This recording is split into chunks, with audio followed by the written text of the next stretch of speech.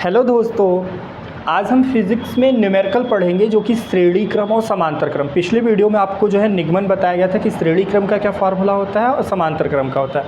Full निगमन है, अच्छे से बताया गया है, एक बार उसे भी ज़रूर देखिएगा। तो देखिए, जो श्रेणी क्रम में फार्मूला बताए थे पिछले वीडियो में, वो क्या है, हमारा होता है R=R1 + R2 + R3 plus dot dot dot जितने भी प्रतिरोध हैं वो होता है। और इसका मात्रक क्या होता है, तो हमारा ओम होता है। अगर हमारा समांतर क्रम में देखा जाए तो क्या होता है, 1/R = 1/R1 + 1/R2 + 1/R3 और भी जितने प्रतिरोध रहेंगे उसे डॉट डॉट, और इसका भी मात्रक क्या होता है, ओम होता है।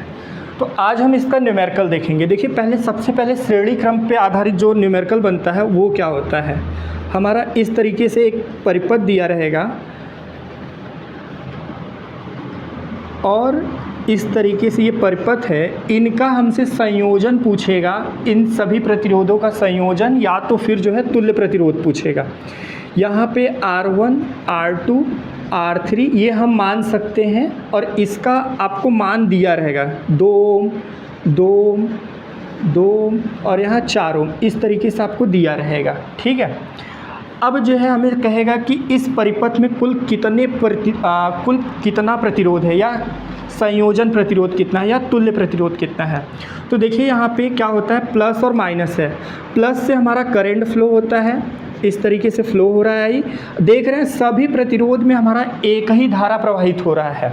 इस R1 वाले प्रतिरोध में भी I धारा है, R2 वाले प्रतिरोध में भी I धारा है, और R3 प्रतिरोध में भी I धारा है, R4 प्रतिरोध में भी I धारा है। जब भी धारा एक ही प्रवाहित हो तो वहाँ पे हमारा कौन सा क्रम लगेगा, तो श्रेणी क्रम लगेगा। और श्रेणी क्रम के लिए हमारा फार्मूला होता है R=R1 + R2 + R3 + R4। जितना प्रतिरोध रहेगा हम ये फार्मूला लगा देंगे।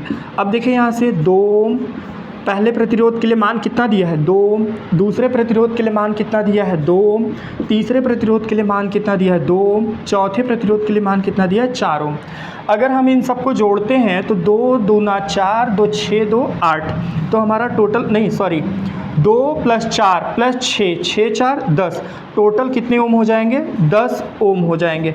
अगर इस परिपथ के कुल प्रतिरोध की बात करें तो कुल कितना ओम आएगा, 10 ओम आएगा। और ये जो भी प्रतिरोध है ये सभी श्रेणी क्रम में जुड़े हैं, क्योंकि धारा का मान इसमें हमारा क्या है, समान है। ठीक है, अब अगला हम एक आध क्वेश्चन और देखते हैं। श्रेणी क्रम इस तरीके का परिपथ दिया है, इसमें हमसे पूछ रहा है तुल्य प्रतिरोध कितना होगा। तुल्य प्रतिरोध कह दे या कुल प्रतिरोध कह दे, तो हमें यही मान निकालना, तुल्य प्रतिरोध क्या होगा। ये हमसे एग्ज़ाम में क्वेश्चन पूछेगा, इस तरीके से डायग्राम दे देगा और ये क्वेश्चन आ सकता है। ठीक है, अब देखिए, यहाँ एक परिपथ बनाया है। यहाँ पे पहले प्रतिरोध में 2 ओम है, तीसरे प्रतिरोध का मान, दूसरे प्रतिरोध का मान 5 ओम है, तीसरे प्रतिरोध का मान 3 ओम है। अब ये देखिए, श्रेणी क्रम में है या समांतर क्रम में, तो सबसे पहले प्लस से धारा चलती है। प्लस से धारा जाएगी, यहाँ पे I धारा हमारा जाएगी, यहाँ भी I धारा। इस प्रतिरोध में कौन सी धारा है, I धारा है। अगले वाले प्रतिरोध में भी हमारी कौन सी धारा है, I धारा है। और इस प्रतिरोध में भी हमारी धारा कौन सी है, I धारा है। जब धारा समान हो तो वो प्रतिरोध हमारा किस क्रम में जुड़ा है, श्रेणी क्रम में जुड़ा है। अगर श्रेणी क्रम में जुड़ा है तो हमारा फार्मूला कौन सा लगेगा, ये लगेगा। तो R= कितना, R1 + R2 + R3। 3 प्रतिरोध जुड़े हैं, इसलिए हम 3 लेंगे। इसको हम R1 मान लेंगे, इसको R2 और इसे हम क्या मान लेंगे, R3। अब देखिए, तीनों प्रतिरोध जो है हमारा श्रेणी क्रम में, इनका हम मान रख देंगे फार्मूला के अकॉर्डिंग। 2 ओम, 5 ओम, अगला है हमारा कितना, 3 ओम है। जोड़ देंगे 5 और 2 7, 7 और 3 10 ओम। तो यहाँ पे हमारा कितना आ जाएगा, 10 ओम आ जाएगा। हमें ये गलती नहीं करना है कि इन्हें श्रेणी क्रम में जोड़ ले फिर समांतर क्रम में, ऐसा नहीं। अगर धारा का मान समान है तो वहाँ पे हमारा क्या होता है, श्रेणी क्रम होता है। तो इस परिपथ का जो कुल कितना प्रतिरोध है, तो 10 ओम है। अब अगला क्वेश्चन हम समांतर क्रम के देखते हैं। अगला हमारा क्वेश्चन है, इस देखिए परिपथ को पहले तो किस क्रम में जोड़ा गया है ये हमें समझना है। तो देखिए, ये परिपथ दिया है, इसमें भी हमें कुल प्रतिरोध का मान पूछ रहा है। क्या हमें निकालना है, कुल प्रतिरोध। ये क्वेश्चन इस तरीके से आपके एग्ज़ाम में रहेगा, कुल प्रतिरोध का मान कितना है। ये आपके हाई स्कूल में 100% ऐसा श्योर है कि क्वेश्चन आता ही आता है। अब देखिए यहाँ से धारा प्लस से हमेशा चलता है, माइनस की तरफ चलता है। धारा हमारा I चल रहा है, यहाँ भी धारा I, यहाँ भी धारा I। अब यहाँ देखिए धारा को 3 दिशा मिल रही है, 3 डायरेक्शन मिल रहा है, एक यहाँ पे एक यहाँ पे। अब धारा I ही है लेकिन यहाँ 3 भागों में बट जाएगा। कौन सी धारा? I1 एक धारा बढ़ जाएगा, एक I2 और एक I3। हम 3 अलग अलग नाम दे दिए। धारा जो है 3 भागों में बट गया। एक टोटल धारा I थी वो 3 भागों में बट गई।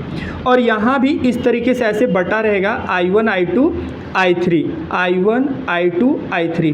अब ये सभी धारा जो है संयोजन होकर I बन जाएगा और यहाँ पे माइनस, यहाँ पे परिपथ में प्लस से चल के माइनस में आके मिल जाएगा, समाहित हो जाएगा, एक सर्किट पूरा हो जाएगा। अब यहाँ देखिए इन 3 प्रतिरोध को हमें जोड़ना है और धारा क्या है? अलग अलग है। और समांतर क्रम का रूल ही होता है कि धारा का मान अलग, विभव का मान समान। तो हमें ये पता चल गया कि ये जो तीनों प्रतिरोध को जोड़ा जाएगा वो किस क्रम में जोड़ा जाएगा? समांतर क्रम में जोड़ा जाएगा। और समांतर क्रम के लिए हमारा फार्मूला क्या लगेगा? 1/R बराबर 1/R1 plus 1/R2 plus 1/R3 1/R4। तो यहाँ R1 R2 और R3। अब यहाँ पे हमें टोटल प्रतिरोध R का मान निकालना है। तो देखिए R1 के स्थान पे ये पहला वाला प्रतिरोध का मान कितना दिया है? 2। दूसरा का मान कितना दिया है? 2। तीसरा का मान कितना दिया है? 2। हमने तीनों प्रतिरोध का मान 2 2 2 रख दिया। अब इसे सॉल्व कैसे करते हैं ये भी बहुत ध्यान से समझना होता है। सॉल्व में भी गलती हो जाएगा तो पूरा क्वेश्चन गलत। देखिए ये 2 2 2 है, सभी का एलसीएम क्या हो जाएगा? 2 हो जाएगा।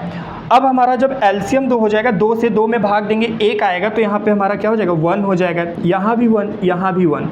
अब यहाँ से 1/R बराबर हमारा क्या निकल के आएगा? 1/R बराबर अगर हम 1 1 1 को जोड़ लेंगे तो हमारा कितना आ जाएगा? 3/2। तो क्या हमारा आंसर 3/2 होगा? नहीं होगा। हमें R का मान निकालना है, न कि 1/R का मान। जब R का मान निकालेंगे तो हम क्या करेंगे? इसका व्युत्क्रम कर देंगे, दोनों का व्युत्क्रम करेंगे, ये R/1 हो जाएगा और ये 2/3 हो जाएगा। तो R बराबर हमारा कितना हो जाएगा? 2/3 ओम। अगर इस परिपथ के कुल प्रतिरोध की बात करें तो कितना आएगा? 2/3 ओम आएगा। अगला हमारा क्वेश्चन है, एक और लेते हैं इसी टाइप के क्वेश्चन, फिर उसे सॉल्व कर। अगला एक नेक्स्ट क्वेश्चन है। ये भी हमारा देखिए किस क्रम में जुड़ा है, इसमें भी हमसे कुल प्रतिरोध की बात कर रहा है, कुल कितना प्रतिरोध है। तो देखिए एक परिपथ बना है जिसमें 4 प्रतिरोध जोड़े गए हैं और प्लस से माइनस की ओर दिया है यहाँ पे। तो प्लस से हमारा धारा चल रहा है, यहाँ भी प्लस से धारा चल रहा है। प्लस से धारा हमारा क्या चलता है? I चलता है। करेंट को हम किससे फ्लो करते हैं? I से। अब देखिए यहाँ से धारा को जाने के लिए 4 रास्ते दिख रहे हैं, 4 वे दिख रहे हैं। तो क्या सभी में I धारा जाएगा? नहीं, सभी में अलग अलग धारा जाएगा, चारों में अलग अलग धारा। एक में हम मान लेते हैं I1 गया, दूसरे में I2 I3 और यहाँ I4। फिर यही धारा आके संयोजन होके यहाँ पे I हो जाता है और फिर माइनस, यहाँ पे प्लस से I चला और माइनस में I आके संयोजित हो जाता है। अब ये चारों प्रतिरोध में धारा का मान सभी जगह अलग अलग है। जहाँ भी धारा का मान अलग अलग होता है वहाँ पे हम समांतर क्रम का नियम लगाते हैं, समांतर क्रम का फॉर्मूला लगाते हैं प्रतिरोध को अगर जोड़ना हो। तो देखिए समांतर क्रम का फॉर्मूला बताया गया है 1/R। तो यहाँ से 1/R बराबर क्या हो जाएगा? 1/R1 plus 1/R2 plus 1/R3 plus 1/R4। R4 क्यों किए? क्योंकि यहाँ पे 4 प्रतिरोध था। पिछले वाले क्वेश्चन में 3 प्रतिरोध था तो हमने 3 प्रतिरोध लिया। अब देखिए हमें कुल प्रतिरोध निकालना है, तो 1/R लिखिए। R1 का यहाँ पे इसे हम R1 मान लेंगे, इसे R2, इसे R3 और इसे R4, सबको अलग अलग नाम दे दिए। R1 के लिए हमारा कितना? 2 ओम प्रतिरोध है। R2 के लिए हमें कितना प्रतिरोध है? 2 ओम है। R3 के लिए हमें कितना प्रतिरोध है? 4 ओम है। R4 के लिए हमारा कितना है? 4 ओम है। अब देखिए इन्हें सॉल्व कैसे करेंगे, तो यहाँ देख लीजिए 2 2 4 4 है, बटे में है। इन सब का अगर हम एलसीएम निकालेंगे तो हमारा एलसीएम कितना होगा? 4 एलसीएम होगा। 2 और 4 का एलसीएम निकालेंगे, आपका 4 एलसीएम होगा। अब 2 को हम 4 से डिवाइड करेंगे तो कितना? 2 दूना 4। तो यहाँ 1 में 2 का गुणा करेंगे तो यहाँ 2 आएगा। फिर इस 2 को 4 से डिवाइड करेंगे, कितना आएगा? 2 आएगा। फिर 1 में 2 का गुणा करेंगे तो 2 आएगा। अब उसके बाद 4 में फिर 4 से भाग देंगे, 1 आएगा तो यहाँ 1 लिखेंगे, और फिर 4 में 4 से भाग देंगे तो 1 लिखेंगे। तो 1/r बराबर अब कितना हो जाएगा, 2 2 4, 1 5 और 1 6, 6/4 हो गया। इसे हम काट सकते हैं, 2 3 6, 2 दूना 4, मतलब 1/r बराबर आपका वैल्यू आ गया 3/2। अगर r बराबर वैल्यू निकालना हो जाएगा तो हम व्युत्क्रम कर देंगे, तो कितना हो जाएगा, 2/3 ओम हो जाएगा। तो इस परिपथ का टोटल प्रतिरोध कितना होगा, 2/3 ओम होगा। ठीक है, एग्जाम में गलतियां होती, कभी कभी बहुविकल्पी प्रश्न में आता है डायरेक्ट पहला विकल्प 3/2 रहता है, उसे अगर हम टिक कर देते तो वहाँ हमारा गलत हो जाता है। तो हमारा सही क्या है आंसर, इसका 1/r का मान नहीं पूछा जाता, इस क्वेश्चन में r का मान पूछा जाता है, तो हमें व्युत्क्रम करना होता है, और व्युत्क्रम करेंगे तो 2/3 ओम आएगा। ठीक है, आज 4 ही क्वेश्चन करते हैं।